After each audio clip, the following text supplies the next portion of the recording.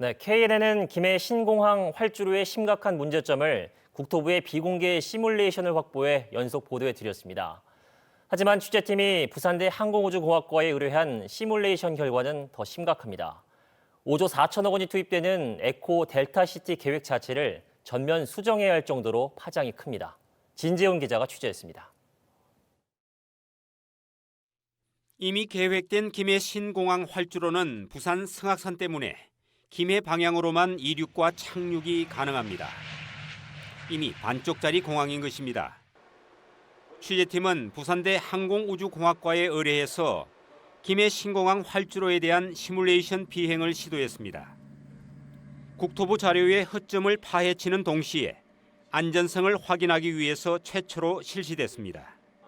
시뮬레이션을 시작한 지 10여일 뒤 비행 면허를 가진 조종사를 통해 운항에 들어갔습니다.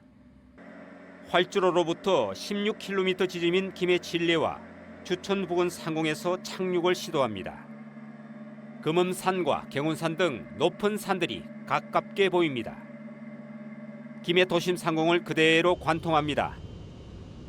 잠시 뒤 왼쪽으로 김해 고층 아파트가 손만 뻗으면 닿을 듯합니다. 비행 상공과 도심이 아주 가까운 것입니다. 그 아파트가 하나 보이고 또 바로 밑에 또 산이 있는데 많이 좀 가까운 것 같습니다.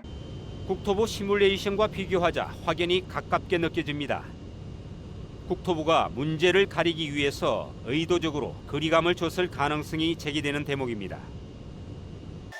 착륙을 시도하면서 갑자기 고도를 낮춰야만 했습니다.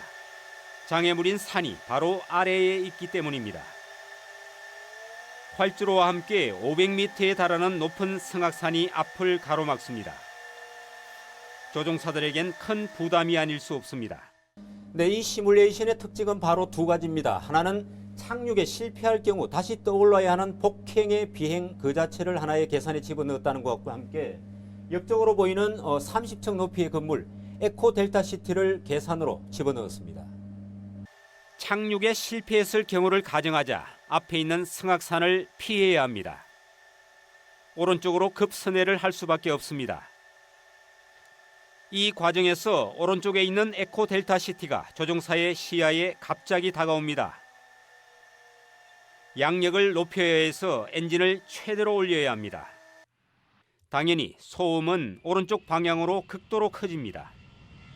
비행기의 안전도 문제지만 5조 4천억 원에 달하는 에코 델타시티 전체에 소음 폭탄이 되는 것입니다. 문제는 소음입니다. 그 소음의 영향력이 엄청나게 많은 그 에코 델타시티에 우리가 예상치 못한 그런 큰 문제가 또 발생할 거라고 생각이 됩니다. 무엇보다 에코 델타시티는 공동주택지 등 대부분이 고도 제한에 걸리면서 도시 계획을 전면 수정해야 합니다. 지금 계획되어 있는 에코 델타시티 건물 중에 최소 절반 이상은 고도 제한 때문에 층별 층수를 다시 한번 검토를 해야 될 것 같습니다. 하지만 국토부는 착륙 실패의 경우와 에코 델타시티는 아예 계산에 넣지 않았습니다. 기본 계획부터 잘못된 조건을 대입한 것입니다. 공항의 입결 조건은 첫 번째로 안전입니다. 공항은 버스 터미널이 아닙니다. 지금의 김해 신공항 계획이 얼마나 허술하고 그리고 위험할 수 있는지 최초로 만들어진 이 짧은 시뮬레이션이 말해주고 있습니다. KNN 진종훈입니다.